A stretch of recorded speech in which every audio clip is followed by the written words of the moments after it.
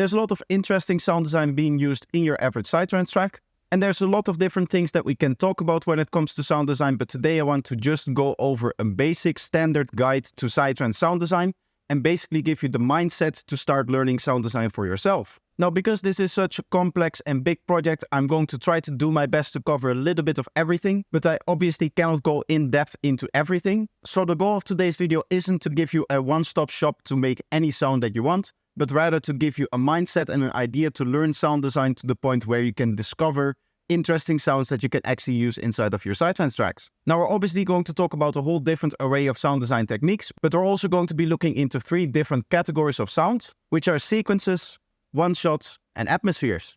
Now, all of these categories are very, very broad in that there's a lot of different things that qualify as a sequence, there's a lot of different things that could qualify as a one-shot, and there's a lot of different things that you could qualify as an atmosphere or even a pad. As you can see in this project, for example, you can see that we have sequences over here, one-shots over here, and then pad atmospheres over here. And then even for some of the sounds that are in this vocal group over here, you could argue that they fall under maybe the atmosphere category or the one-shot category. So what we're first going to look at is the different categories of sounds, and I'm going to play you a few examples and then we'll dive into a new project and I'll start explaining some sound design to you. Now, the final thing that I want to say before we dive into it is in this project there's obviously also a kick and bass. We're not going to talk about the kick and bass today. There's a whole range of techniques involved in creating either of those elements, but we're not going to be covering those today. We're purely going to look at the musical material that goes on top of that. That means that we're also not going to look into any of the other drums, although I would argue most of the time samples are used for those. So essentially today we're just going to be focusing on these 3 groups over here. And the first one is sequences, and I'm just going to play a little bit of this over here. This is an individual sequence. If I open it up, you can see that it's just this one sound over here.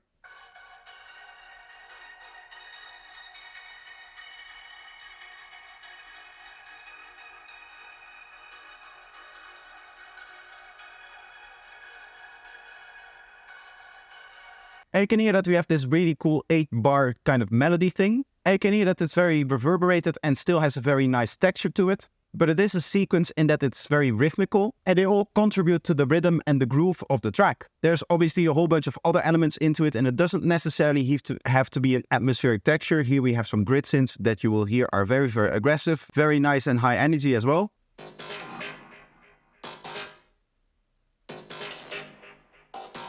And there's even other sequences like this one over here.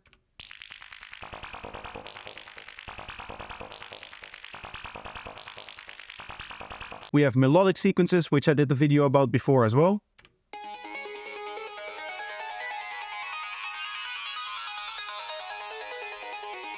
And then there's a whole other host of psychedelic sound design that you'll find.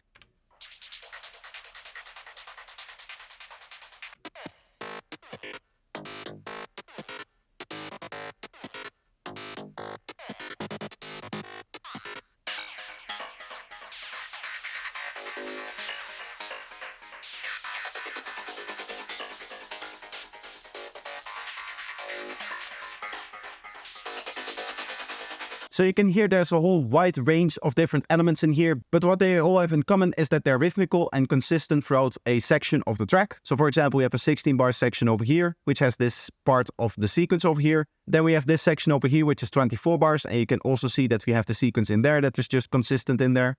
And that's true for all of these other parts here as well. Over here as well, this is 32 bars of this sequence. So these are long elements, and these are mainly the elements that are going to be like standing out in the track. This is the stuff that people will remember when they listen to the track. So it's very important that sequences are very well done because it's basically the main image of your track. But in and of themselves, they're not really that interesting if you just play a sequence out for like 16 bars or even longer, like 32 bars over here. It's not going to be interesting in and of itself.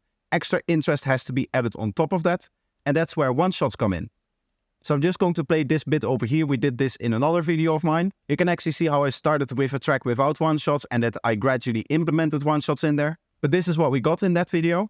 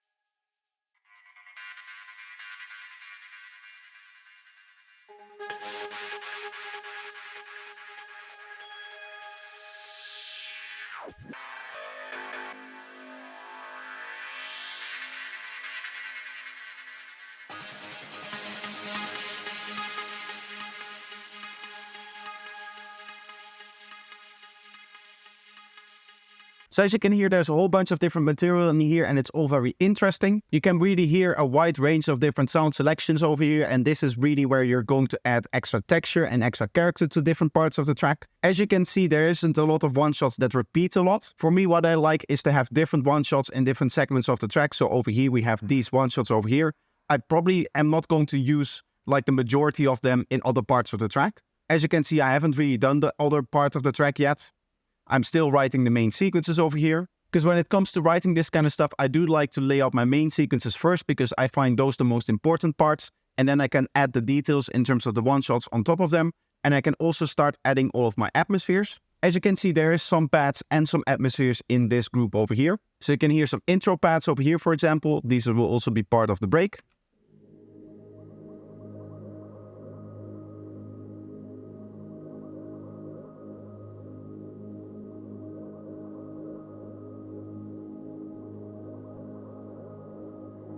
And then there's also a whole bunch of different atmospheres that again add extra character to different parts of the track. When it comes to these atmospheres, I kind of see them as one-shots, but they're just more drawn out and they help more with the flow of the track as opposed to just giving extra interest and extra texture to a specific part of the track. So these sound more like this.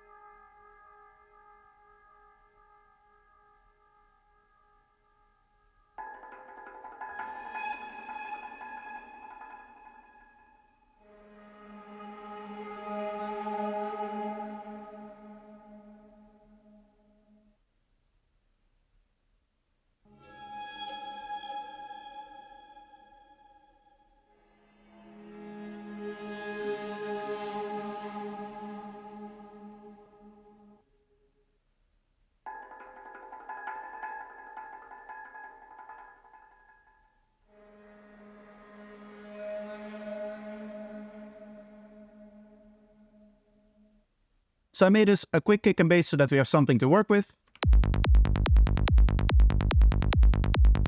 And then we also have that same kick and bass with some top drums.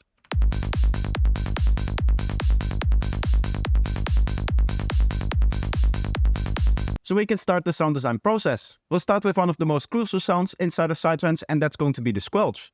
Let's start off with one shot here, because we have a nice space that we can work in. And then I can explain the basic idea with just an individual squelch note, and then we can look into sequencing it later. So I've just opened up Serum over here, and this is an initialized patch. And as you can hear, it's just playing a saw wave right now. Now I'm not going to go over the absolute beginnings, like I'm not going to explain you what an oscillator is and what a filter is. I just mainly want to talk about how you apply those things to actual sound design. So just starting off, a basic squelch is made by taking an envelope, and let's set it to something like this. And then we're just going to apply that to the pitch. So then what we get is we get this impact sound. And what we can do is use a filter to go into an opposite motion. So we'll take a bandpass. Let's go with a bandpass 24 here. We'll move it up a little bit to somewhere over here. And then we just go down with the modulation. Because this modulation is going from up till down. I know that it's bipolar, but you can see this is going from the right to the left in terms of modulation. And this is going from the left to the right, meaning that it's going to go this way. And then in this case, it's going to go this way. Let's make that a little bit longer.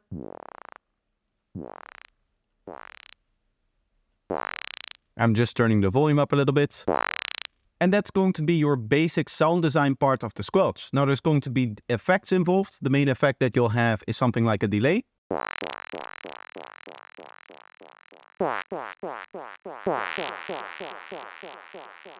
You can obviously fine-tune these parameters however you want.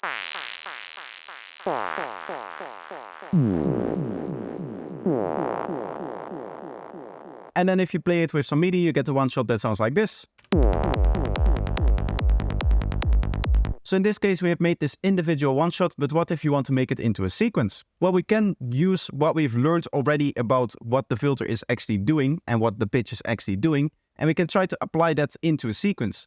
If we think about it, the impact of the sound is coming from the pitch modulation, and then the tonality of the sound is coming from this bandpass filter over here. Let's say that for this sequence, what we really want is we want to have an impact every 16 notes, but we want the tone to change over time. What we can do is we can just set up a MIDI like this. I'm just going to set up a long note over here, and then we can use an arpeggiator to break that up into smaller steps. As you can see, we set it to 1/16 over here and a gate of 50. This is just the default preset that I have for the arpeggiator over here. By the way, for anybody wondering how I call up different things in Ableton like this is only available in Ableton Live 11.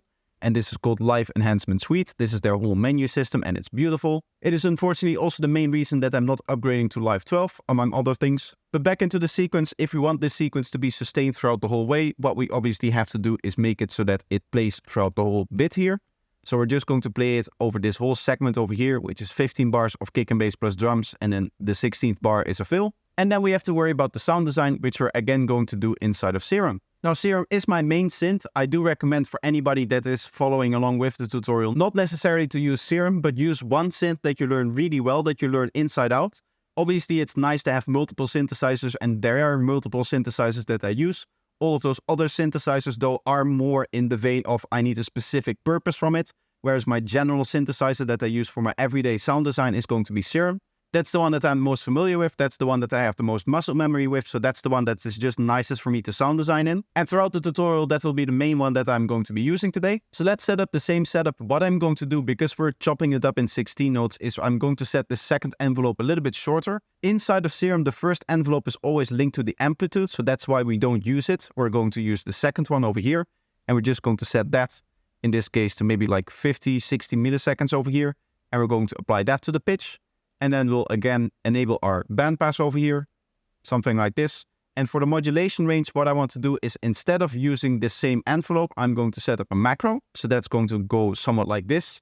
And now this macro has total control over the tonality, whereas the impact of the sound always stays the same.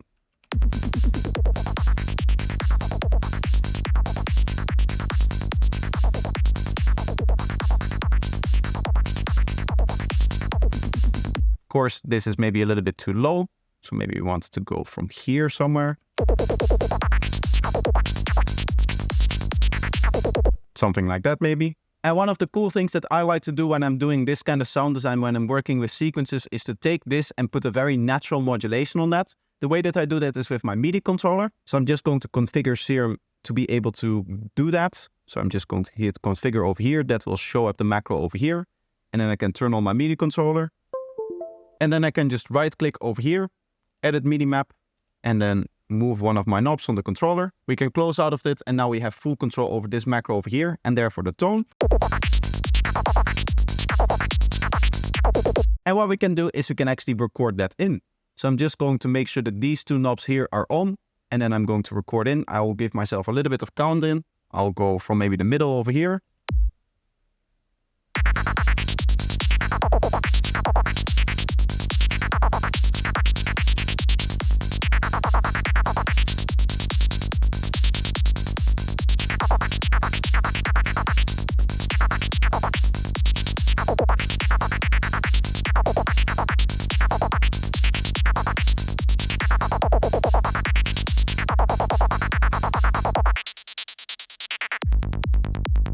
So as you can see, after recording, we get something like this. I'm just going to simplify this envelope over here so that it's a little bit easier to edit if you want to in the future. But as you can see, this is the basic idea that we're getting. So what we essentially have done now is we have taken some of the information that we learned in that one-shot squelch, mainly how one process is impacting the impact of the sound and another is impacting the tonality of the sound. And we've decided on, okay, we want this sequence, we want every note to be impactful, but we want the tonality to change over time so that we can play with that, so that we can make that more interesting. And mainly when it comes down to it, sound design is all about that. Taking those processes, associating them with certain outcomes, and then changing up the processes that you apply to the sound based on the outcome that you want to have. So say that we take this one shot over here, which is just the tones from my tones pack, together with a little bit of EQ and delay that you can see down below here. And let's say that we want to have each of the sounds have a little bit of extra impact. What we can again do is take that same process that we did with the squelch and apply it to this sound over here. So we'll make our little envelope over here. Let's set it to maybe 86 over here, and let's assign that to the pitch. And this time what I'm going to do is I'm going to make it unipolar, because we want it to land on the actual key. So we want it to land in the middle when the modulation is finished, when the modulation goes all the way down. And now we get something like this. While it is impactful, it's maybe a little bit too impactful. So let's see if we can tweak the decay to get the result that we like more.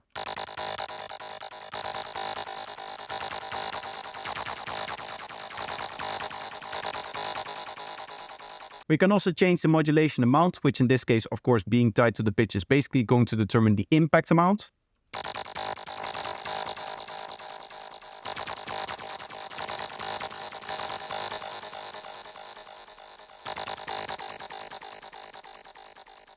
So now here we get a nice little impact to the start of each sound. So you can see again, it is this association between a certain process that you're applying and the result that you're going to get. You obviously need to tweak it a little bit to make sure that it works for the particular sound that you're working on. Of course, this one shot over here needed a very, very short decay. This one over here needed a very long decay because it was a long sustained note that we wanted to constantly move down. And here we are somewhere in the middle. We landed on a nice middle part because we wanted to go down for the whole note, but the notes were still much shorter than the note is over here. Now let's say again that we want a little bit of a change to the tonality of this one shot, the one that we made over here with the tone. We can again use that same process that we saw before with the squelches, where we're using a filter. Let's go with a bandpass 12 in this one, and let's boost it a little bit.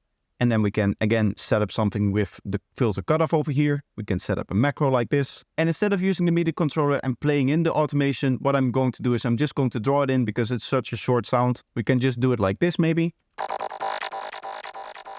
Maybe a little bit higher if you want the tonality to be a little bit brighter and more in your face.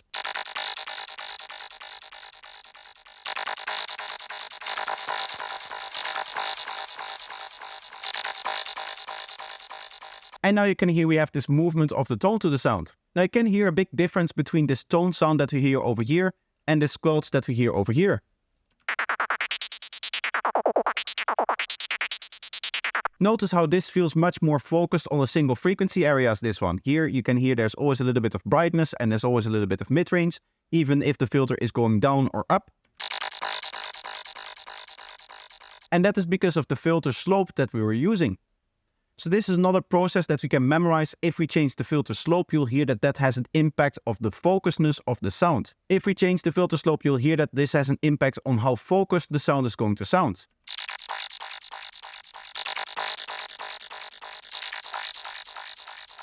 Another extra bit of focus can be gained with the resonance. Actually, you can get quite a lot of it if you really overdo it. You can see how it changes kind of this peak over here, and you can just associate this graph with focus, of course. It is focusing all of that energy on the single point.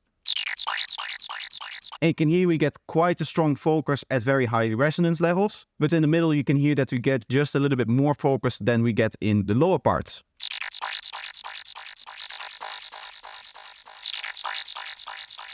And that is true for both filter slopes.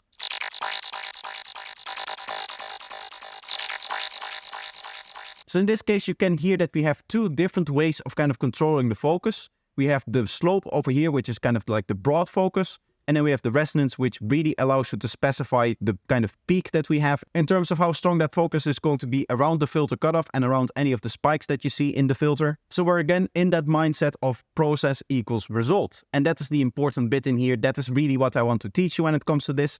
If you want to actively learn sound design and if you actually want to become better, that is how you need to think about different things. And that is how you can train your mind to basically come up with more and more processes that you can actually apply to sounds to get interesting results. In this particular case, there is a lot of work being done by my tone spec. Now the tone spec is one of those items that is just like very helpful to have. Another one of those items would be like a wavetable spec, which I also have. As you can see, this is my wavetable spec. Both of these products, by the way, are available on my Gumroad page, and today is actually the last day of my spring sale. So if you see this in the first few hours that this video is coming out, you can still use code SPRINGSALE24 on my Gumroad page to get 30% off of all of my products, including this wavetable spec, including this tone pack, but also my masterclass and a whole bunch of other awesome products. So if you're interested in that, make sure to go check it out. But essentially what these tools give you is a little bit of a shortcut in terms of the sound design, in that a lot of the tonality is being designed already inside of the oscillator. Now later on we're also going to be looking at oscillator tricks, but I first want to get back to this bandpass one more time. Let's say that we're working on another sequence. One of the other things that we can do is we can introduce randomness into it. As you can see what we did before with the Squelch sequence, what we did is we set up an automation over here. So this automation is always going to be playing back in the exact same way.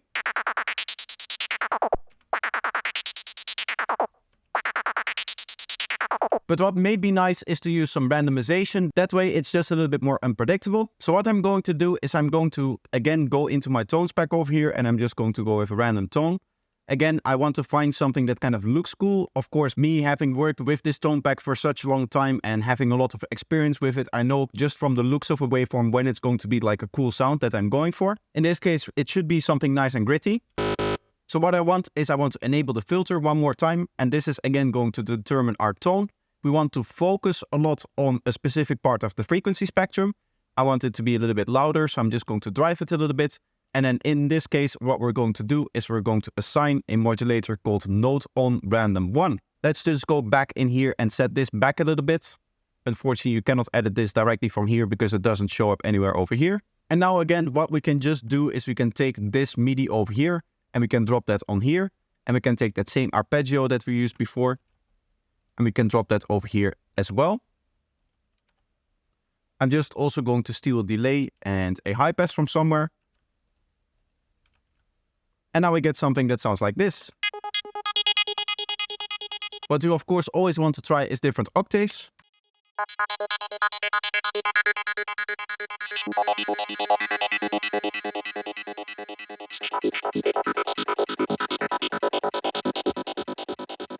And I think we all know which one is going to be the best out of those. But the cool thing that I wanted to show you that has to do with something like the tone spec where it really accelerates your sound design is coming in now. In that we've already kind of set up the basic patch that we wanted in terms of how much focus is going to be there, how much the tone is going to change, in what way it's going to change. And what we can do now is can really determine the kind of starting sound with it and therefore the texture of the sound.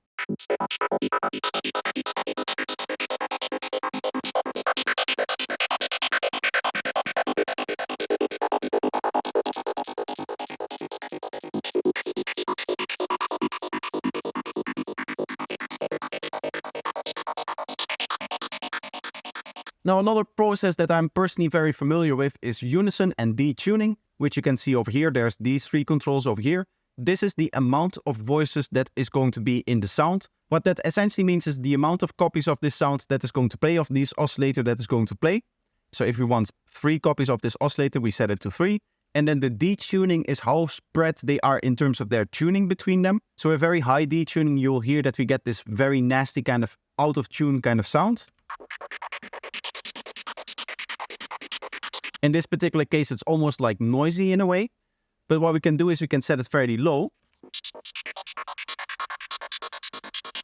And now you can hear the sound is becoming a lot bigger and a lot wider. And this is again where you just kind of need to know how the process works.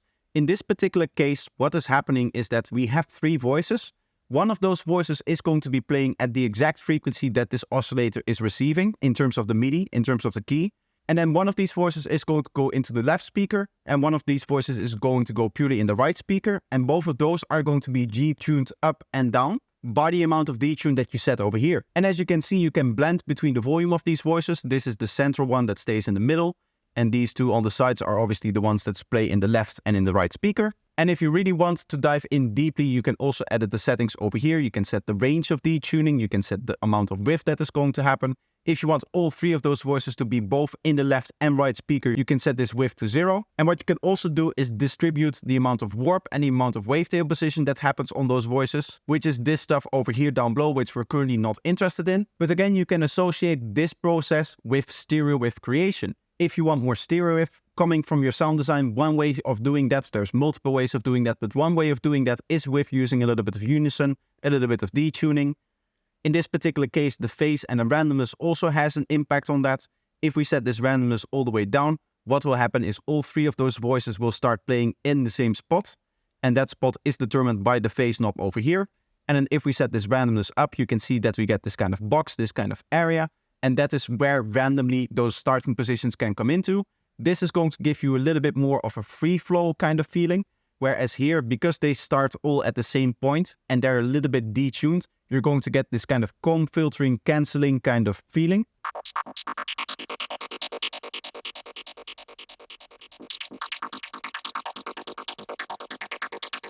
Note that we get that little bit of an impact right now. With the right detune settings, you get that kind of a little bit of impact sound. Whereas if you set it like this, you just get that very nice kind of wide sound without that impact at the start. So again, process, outcome, we can think of it like that. We can store this in our memory. And in this particular case, we just want that neatly flowing kind of feeling and want the detuning to be a little bit less so that the effect is a little bit less extreme. And this is another patch that we can store away in our memory and that we can use in later productions as well and in later sound design sessions. Because of course, all of this is stuff that you can build upon and build upon. Once you've learned this kind of process, once you've learned to make a sound, you can experiment with it, you can do more with it, you can try to apply different effects to it. Obviously, inside of Serum itself, there's a whole bunch of effects that you can play with. So maybe you want a little bit of hyper, maybe you want a little bit of distortion over here. Let's go with like this over here, the asymmetrical, just choosing a random one. I want a little bit of multiband compression maybe, and maybe I want to EQ out some of the lower frequencies of it here so that it's not too strong in the mid-range. And I, again, could go in here and see for myself what all of these processes do, how they work, how they function. Maybe I want to learn what the phaser does. Let's experiment a little bit with a phaser. Continue like that, and like that.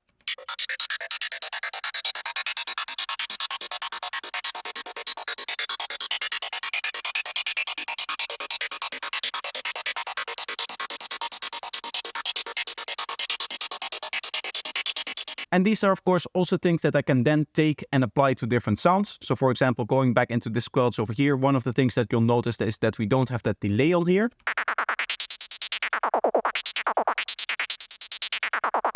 And now the sound feels very one-dimensional. So let's go in here and just take these 2 effects over and put that on here. And you'll notice how big of a difference also these kind of effects have to the sound design.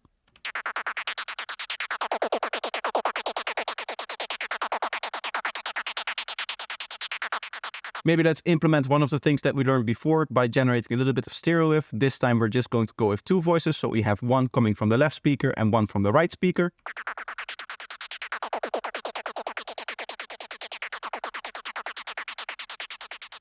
And once again, you can hear how taking a process that you learned in one sound when you were sound designing and applying it to a different sound can be beneficial, and you can kind of predict what is going to happen to the sound because you know of that association between a certain process and what it's going to result in. So now let's have again a look at the different process. What I'm going to do is I'm actually going to use a different synth over here. We're going to be using Faceplant. You don't have to have Faceplant, of course, for any of these processes that I'm explaining to actually work. But in this case, it is very nice and visual of what is happening. So what we're going to be looking into is FM. And what I'm just going to do is open up 2 different oscillators. You can see that this first oscillator is going through this envelope, which is sending it to the output. And then the second oscillator here is below it, so we're not actually going to hear this oscillator, we're just going to hear what's going on in this one. And what we'll do is we'll set this to a basic sine wave, and then we assign this over here, the output of the oscillator, to the phase of this oscillator over here. What we talked about before is that the phase is kind of like the starting position of the sound. But what happens if you move the starting position of the sound while the oscillator is playing, while the oscillator is actually running? And specifically, you get FM when you do that with another oscillator that's also playing at that very high speed that is creating audio cycles. When it comes to your oscillators, your main oscillators are playing at a much faster rate as something like your LFO. LFO, of course, stands for low frequency oscillator, so that's where we get the term for. This is lower than audio rate. This is something that you cannot hear in how fast it's moving back and forth, but you can use this to assign different parameters and kind of change their properties over time. Whereas when it comes to these oscillators over here, their back and forth movements that you see described in this graph over here is so fast that you can actually hear it. That when you move the speaker that way, it's actually reproducing a sound that you can actually hear. So you can see what happens to our waveform over here. We kind of get this kind of staggered look to the waveform. If I set it a little bit lower, you can see what's actually happening. We start off with a saw wave, and then you can see it gets split up. It gets kind of compressed to it, it splits up again, it splits up again. And we can kind of get these small saw waves over here that seem to be speeding up and slowing down in the way that they're playing. And that is essentially what is happening. We're moving the graph back and forth while it is playing. And so you get these parts where it's playing faster, you get these parts where it starts to slow down, and then you can see that it starts to reverse here. This is just kind of like a reverse copy of what is going on over here. So here it's playing faster, and here it's playing slower. And then it just switches back and forth between that. And of course, that is determined by the graph over here. As you can imagine here, the starting point is moving backwards. So the whole wave is moving backwards as it plays. And then here it starts to move forwards. And that is obviously, again, reflected in the waveform over here. So let's listen to what that sounds like.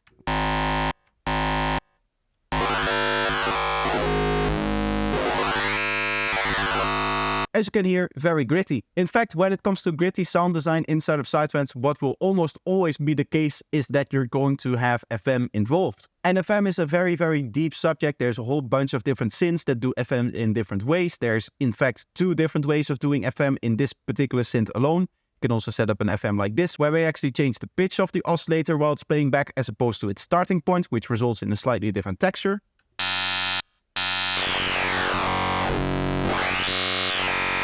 Again, you can hear it is a very gritty sound, so you're going to get a very similar result, but it's not exactly the same as this one over here. And what you'll find is that most FM setups inside of different synths are actually set up with the phase, by changing the phase with an audio rate signal as opposed to the pitch with an audio rate signal, because that is easier to implement inside of coding, inside of the digital domain. And I believe the same is the case also for the analog world, although I am not very familiar with that, so to be honest, I don't really know how it works in analog. But to be even more honest, I don't really care either, because I just like to keep it in the digital domain. At some point, I'm going to get into analog synthesizers, and that's a whole other ballpark. There's a whole other workflow to that and a whole other way of kind of doing things. So for now, we're just going to keep it digital, as this video is complex enough as it is. And in terms to give you another idea of complexity, you can also change this starting wave over here, which, as you can see, has a massive result in the kind of waveform that you're going to get as well. And there's even wavetables that are specifically designed for this kind of stuff. In fact, if you go into my wavetables pack, and then you go into FM modulators over here, you see a whole bunch of different wavetables that are specifically designed to just do FM setups. So this is kind of like a modulator of an FM setup over here. You just set this to the phase like this.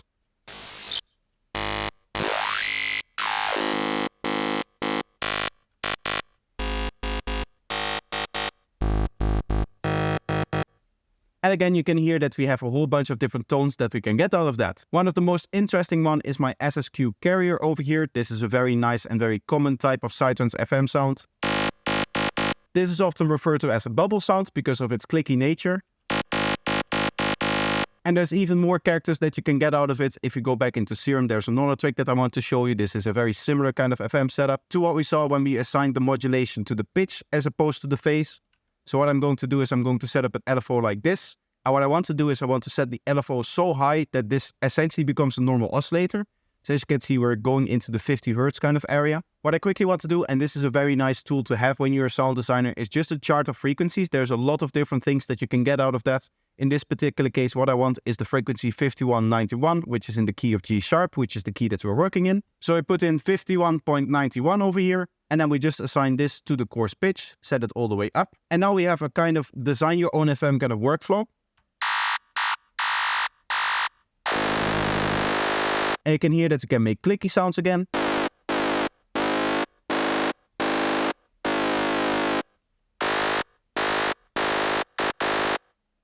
And even bubbly sounds like this. And as you can imagine, there's a whole bunch of different textures that we can get this way. Again, we can apply some of the other things that we learned today. So for example, we want to maybe do a little bit of unison for some stereo wave. Maybe we want to add a little bit of movement here with a bandpass filter. Or maybe we want to experiment more with a different type of filter. Maybe we want to go with like a cone filter over here, which as you can see has some weird spikes to it.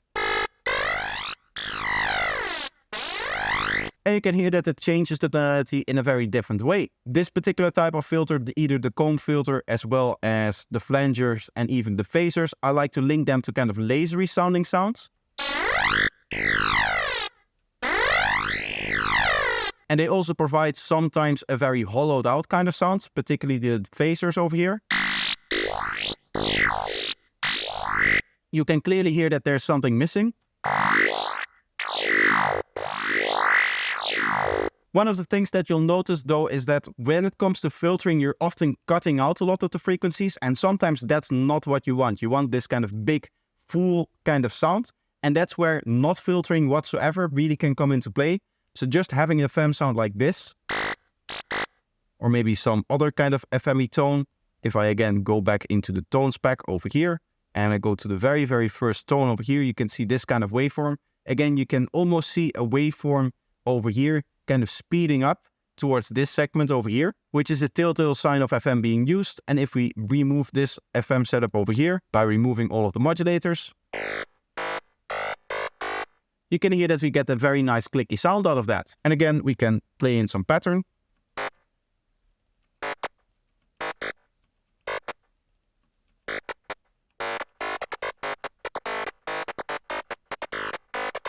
And just for reference, this together with our kick and bass is going to sound something like this.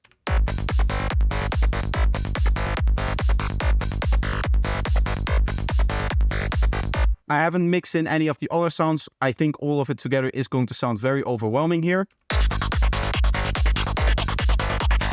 What you probably want is to have these as lower sequences, as kind of support sequences here.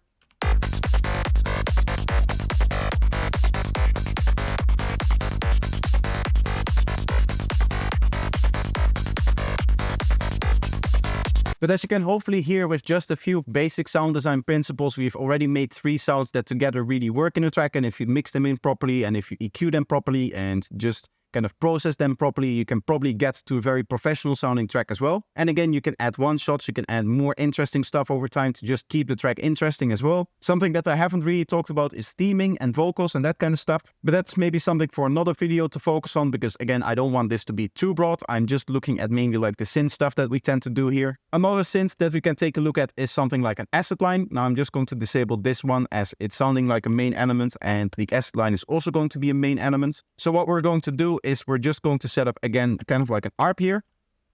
What I'll quickly do is use Stepic, which is like a very nice MIDI generator. I'm just going to set this to G sharp here.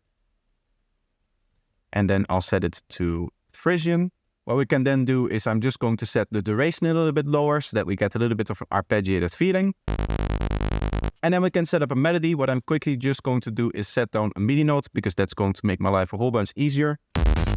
We can just play around with it and just loop this, and then we can quickly come up with a melody that we like here. Of course, the melody is very, very important when it comes to creating your main elements. It's not really part of the sound design, so I'm not going to explain it. I'm just going to maybe randomize a couple of times until I find something cool.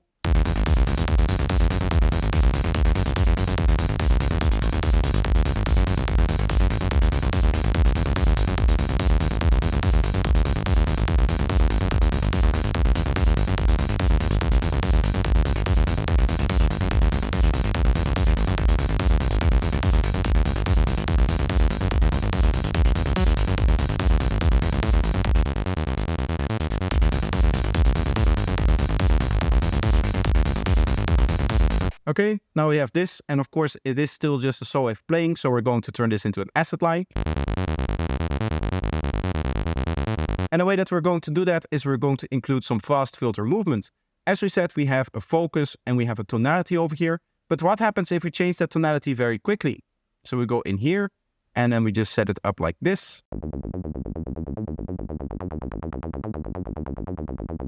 As you can see, the tonality is really quickly changing over time because that is what we're assigning this envelope to do. It is just kind of quickly moving down and therefore moving the filter more to the left. And we can assign a secondary modulation to this, like so that we can also change the overall tonality and maybe have that go up over time. So we just set up a macro that goes somewhat like this.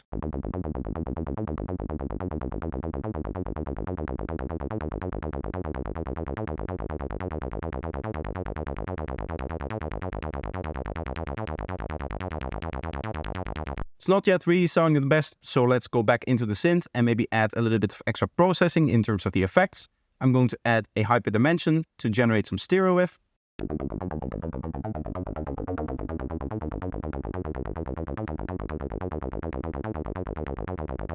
This is kind of like doing the unison that we see over here, but after all of the filtering is happening. And then this over here is generating a very small room where you can set the size all the way down. It's essentially a room without of its reverb, just the early reflections. And then we're going to go into distortion over here. In this case, I'm going to go with a tube distortion, which I really like the sound of. Maybe we want to have it a little bit more at the start of the sound. We'll compress it a bit with the multiband. Then we're going to go in here and we're going to get rid of all of that kind of lower stuff over here.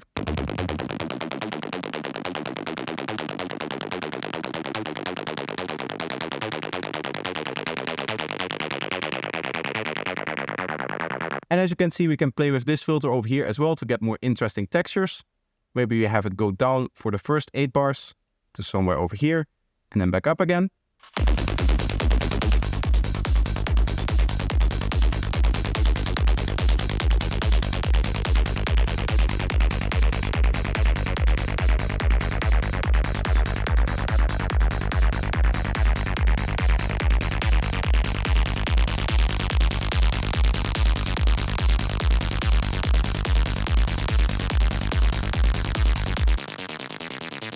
Now in this particular case, as you can hear, some of the effects have a very big influence on what the sound is going to sound like, mainly the distortion and the compressor over here. Without them, it just sounds very, very weak.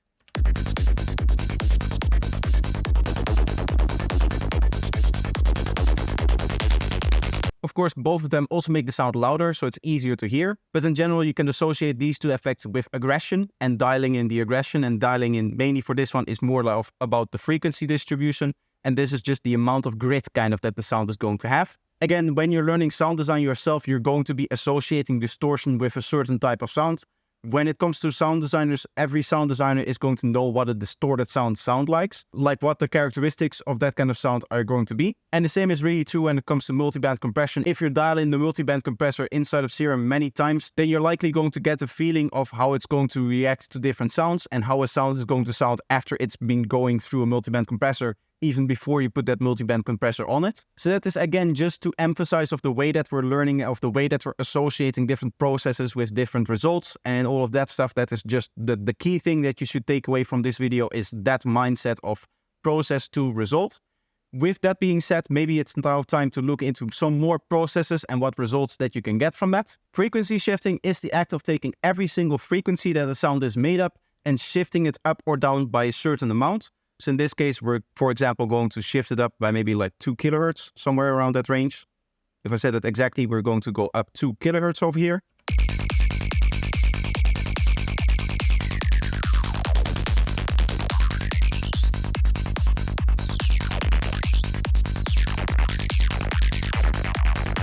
As you can hear, it can be very useful in making kind of sweepy sounds, but also in certain glitchy ways you can use it if you just modulate it maybe a little bit less. Of course, one of the interesting things that you can always do with all of these processes is maybe tie an LFO to it.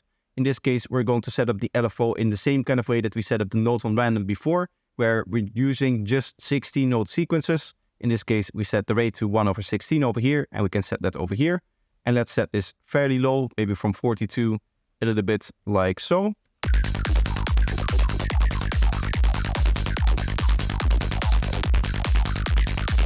As you can hear, we're kind of shifting the sound around in an interesting way, in an interesting stepping way. But of course, if you maybe smooth this out, you can also have it sweeping up and down.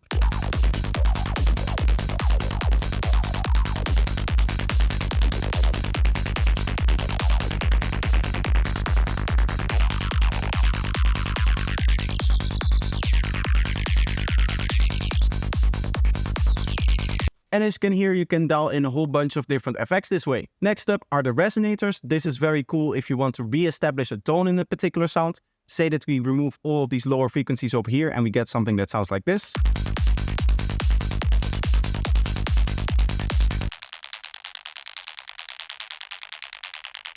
If we want this to be a little bit more tonal, what we can do is take something like a resonators over here and we can just set this to the key of the track. Maybe let's go down 1 octave. And then we can set these to different pitches as well relative to this pitch over here.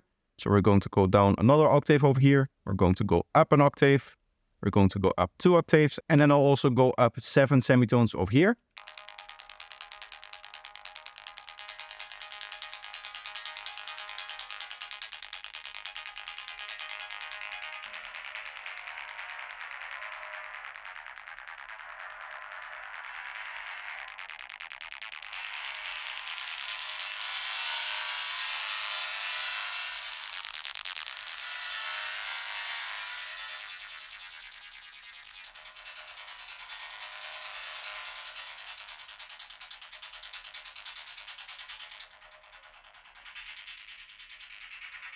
And you can hear that we get a little bit more tonality out of the sound as opposed to the noisy sound that we had before. One of the things that I should probably mention throughout this video is that there's multiple different ways of doing the same thing. So for example, in this case, there's also the spectral resonator, which is also a resonator type effect. It just does it in a little bit of a different way. So in this case, again, we can set it to the key of our track. Let's go with G#0 over here. And let's hear what that sounds like.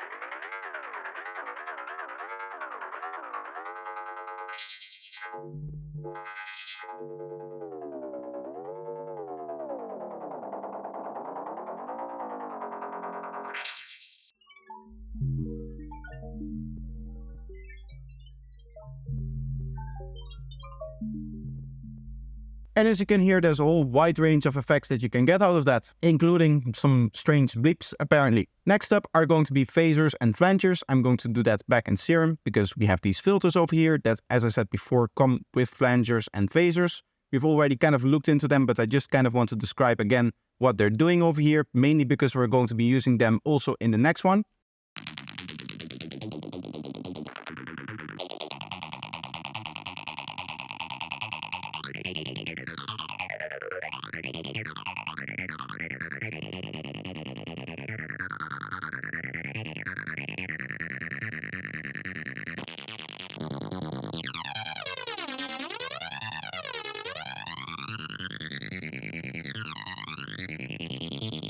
So when it comes, for example, to this flanger over here, what you'll see is when you're looking at this EQ over here is that those frequency spikes kind of move around. When we're, of course, moving the filter cutoff over here. Now, there's different ways of sound designing, and there's sometimes going to be sounds that already have these kind of spikes in here, even if you're not using a specific filter to achieve that.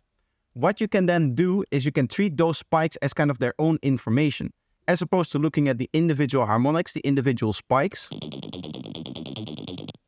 which maybe show up better if I just play one single note.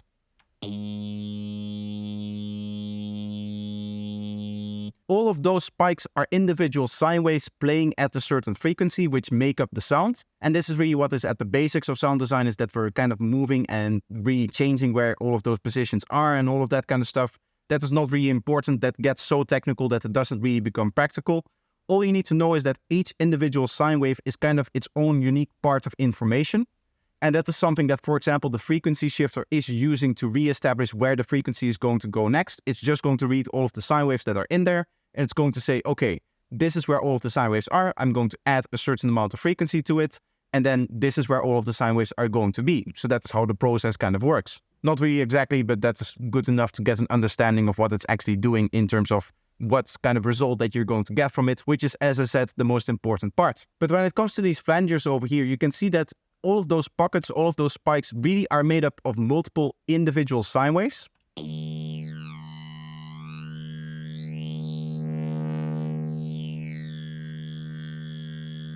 You can see now here we have kind of one part and then another and then another and then another. And we can take those bundles of sine waves and we can use that as its own information. And really that is what formants are, which is the thing that we're going to be looking into next, which is formant shifting. So something like N-Transformer over here has something called a formant shifter, and I can use that to change the position of those bundles of sine waves.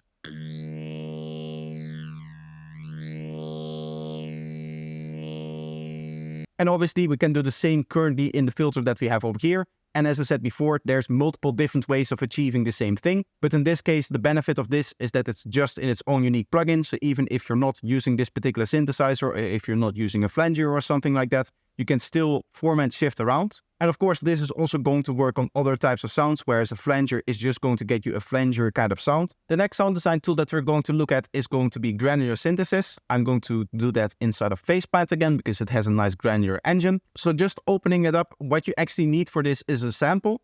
So we're just going to go in here and I'm going to find a cool, maybe percussive sample, or one kind of like a texture or something like that. And now we get this, which is not very exciting, mainly because it's very quiet. But if you move this around, maybe play it a few octaves higher.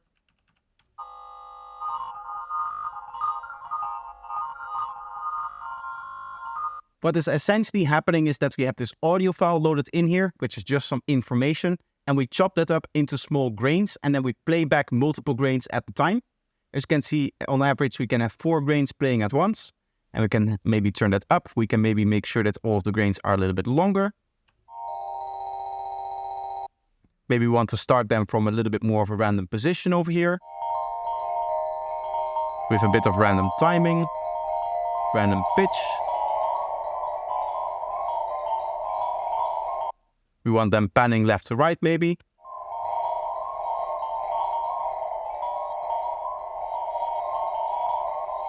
As you can see, we have a few of them going in reverse. Maybe we want some level differences as well.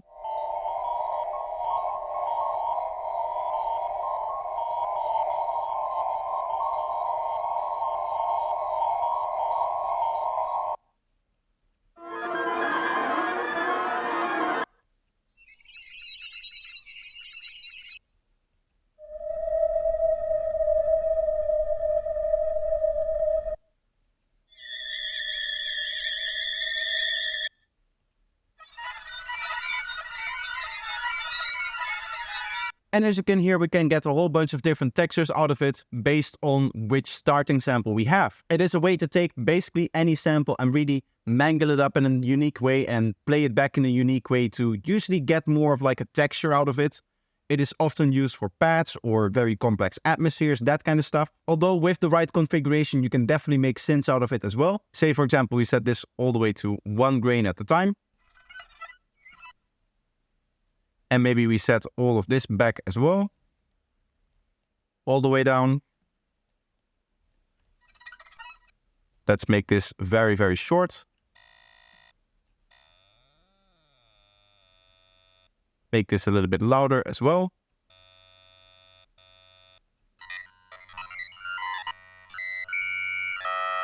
What we can do is we can assign a random here. This is basically just going to be, again, our synced 1/16 node randomness.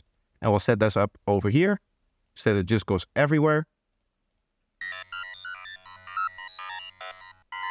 And you can imagine that this is also a nice way to start a sound, maybe with a little bit of delay in there.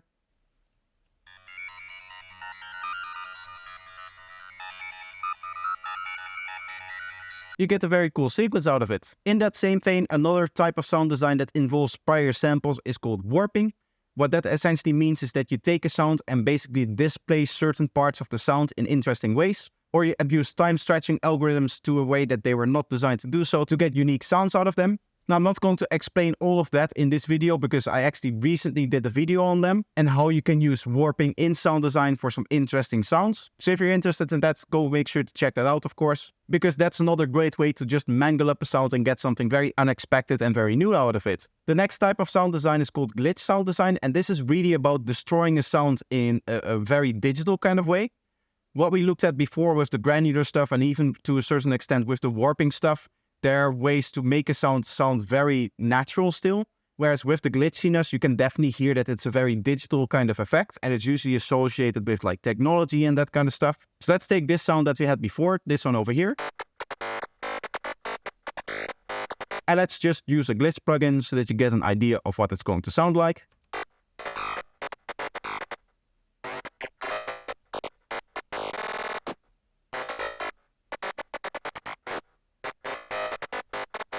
As you can hear, it just really mangles up the sound, it really destroys the sound. We're getting new rhythms, we're getting new kind of textures out of it, we're getting strange tones out of it. And this is just one kind of plugin. If we go into my glitch stuff over here, you can see that I have a whole host of plugins that I haven't really tried out yet. There's a whole bunch of different glitch plugins also out there that I've just simply not installed, of course. And the cool thing about glitch plugins is that they're each going to have their very own unique character and texture and way of doing things. Because these glitch plugins tend to be such complex plugins, each and every one of them is going to have their own unique way of working and their own unique sound with them. And again, you just have to get used to associating a process with a certain result. So I know how Deep Blue Glitch is going to glitch up a certain sound. In fact, I did a whole video on it. Again, I'll link that so that you can watch that after this video. But essentially, I know before I put glitch on a sound, kind of what I can expect. Of course, when it comes to these kind of plugins, they're heavily based on randomness. As you can see over here, there's a seed so that you can set the randomness as well. And all of these effects that you see in here are going to be using randomness in their way of processing the sound as well. So you're not entirely sure what you're going to get, unlike a lot of other of the processes that we saw before. If there's no randomness involved, you can kind of guess at a certain point what the sound is going to sound like before you even apply the process. When it comes to glitchy stuff, it is really just trial and error and finding a good seed maybe, finding a good process to use, finding a good balance between how many of this process versus how many of that process you're going to use. And of course, also finding the right settings for all of the individual processes over here. But once again, this is just the association process, and this is just learning how a specific plugin works, what you can expect from a plugin. And once you know that, you can really dial in the plugin to taste exactly the way that you want it to. The final trick that I want to highlight is going to come back also a little bit to warping, but that is going to be resampling. Now, there's two ways of doing that. What you could do is you could just freeze and then flatten a track so that you get an audio format. Or if you want to just take a specific part of it, you can resample. So just set that to resample, and then we just solo this particular part over here. And then we just hit record. As you can see, we just created that last part over here. Let's delete this over here and disable the glitch plugin over here. And now we just have the normal sound first, and then we have its glitch version over here at the end.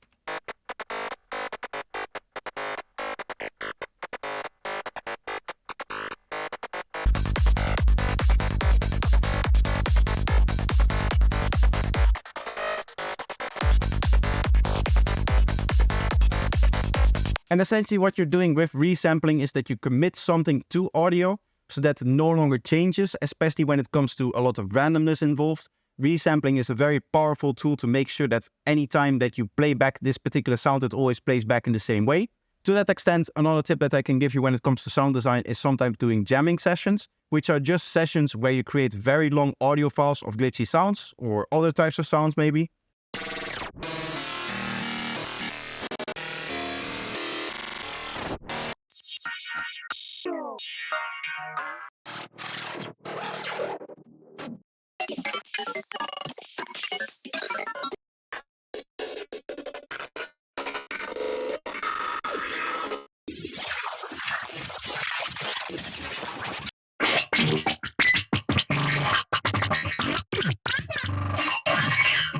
As you can imagine, it is very nice to just have a whole collection of long files that you can exactly choose the sound from that you want. And of course, just like many of the other techniques that I've shown today, I have another video on this as well. But just having a jamming session, as you can see over here, is one, just a very good idea so that you have a bunch of sounds before you even start writing the track that you can then write the track from. But two, it's also a good way of just learning sound design because it allows you to really separate the sound designing mind out of the music writing mind. Really, when it comes to your actual writing process, what I suggest for most people is that it's best not to get overly complex with the sound design and to just focus on trying to tell the story and implementing the ideas that you already know how to work with. And then when you want to experiment, when you want to learn new things, that is when you open up a session and you just sit there for maybe an afternoon and you just play with maybe a new plugin that you just recently got, or play with a new process, or maybe try to have a new approach on making a certain type of sound that you already know. That is the moment where you really start to experiment, and that is the moment where you really start to learn sound design. That is where you get to implement all of these ideas and start forming those associations that I've talked about before, which are so key to sound designing. The association, again, between process and result, I cannot stress it enough. That is all that there is to sound design. And learning that really comes from just experimenting and doing it and getting your hands dirty. And to that extent, the final tip that I want to give you is follow a tutorial a day for a month. The way that you want to do that is you just want to find a tutorial for a sound that you really like, and you just want to follow it from start to finish. Maybe in Serum, maybe it's a different plugin and you try to adapt it a little bit to a plugin that you own. But the main thing that I want you to do when you're following the tutorial is not so much look at, okay, this setting is what he's using, this setting is what he's using, but noticing what each of the settings does in terms of process result. When I twist this knob, what does that do for my sound? And that is how you, again, are going to create those associations. And if you just follow along with that in your DAW, maybe writing it down in a notebook somewhere, something like that, what I will guarantee you will happen is that within a month, you'll learn sound design, at least to the extent that you can get some cool sounds that you didn't know how to make before, of course, but also sounds that will work together in a track and that can form a cohesive idea in terms of telling a memorable story for the listener. Because doing that stuff kind of day in, day out as kind of like a training schedule is just the easiest way to learn extra processes and their results so that you can apply one of those processes to a different sound. Maybe you take a sound that you made in one tutorial and you say, oh, the way that he's using that particular effect, I can use that in this other sound that I have this tutorial for that I found today.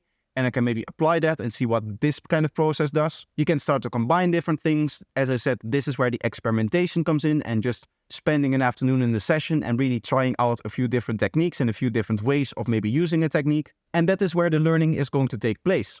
When it comes to learning material, when you're making stuff, always save everything that you're doing. In this case, I did it in jam sessions, but I also have the project if I want to dive back into it. Another way that you can save stuff is, of course, presets. Again, I just recently released a pack for Vital, but that is also one of the ways that I'm just improving my sound design is by opening up Vital maybe 90 times to create the presets and then ship off the pack. For you guys, what that does is it makes your life easier because you can just open up a preset and have a sound that you can use. But for me, what it does is it trains my sound design and allows me to become a better sound designer, partially so that I can make better presets in the future, but obviously also for my own music. It allows me to take the things that I learn in the preset making and apply that into my sound design that I use in my day-to-day life when I'm actually writing my own tracks. And finally, the final thing that I'll have to say for today is embrace your mistakes. When it comes to sound design, there are unexpected things that will happen, and you can just completely embrace those, and it's nice to sometimes have an accident. Again, if you can store the idea of, okay, this is the process and this is going to be the result of that process, then that is a nice learning opportunity as well. I didn't know that that was going to happen, but apparently this process causes that.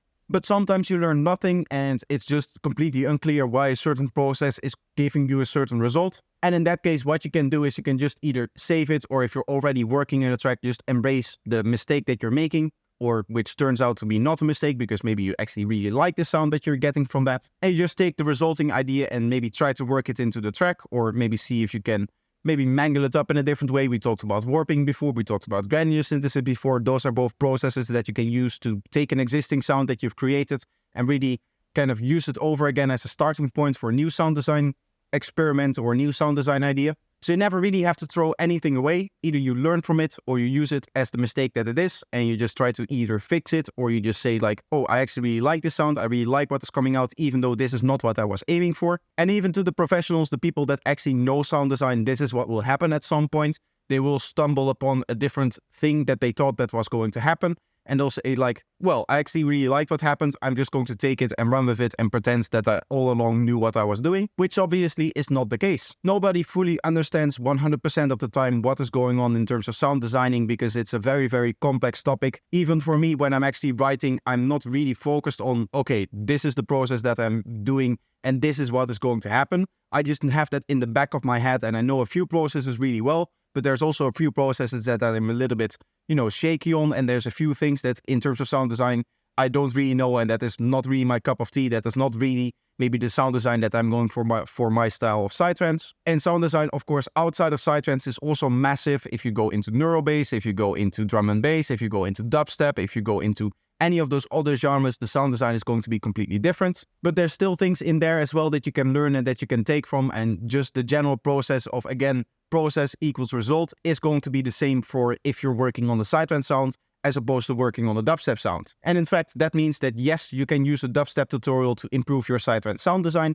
if you just learn from it in a proper way. Okay, so that was almost 2 hours of continuous recording on my end. I'm just now going to wrap up this video, and I'm going to say, if you enjoyed it, please make sure to leave a like and make sure that you're subscribed as well. That is honestly the best way to support the channel, but another way to support the channel is to continue watching some of my content. I've already linked some content before, but right now there should be 2 more videos up on the screen, so just choose one and enjoy, and I hope to see you in the next one. Bye bye.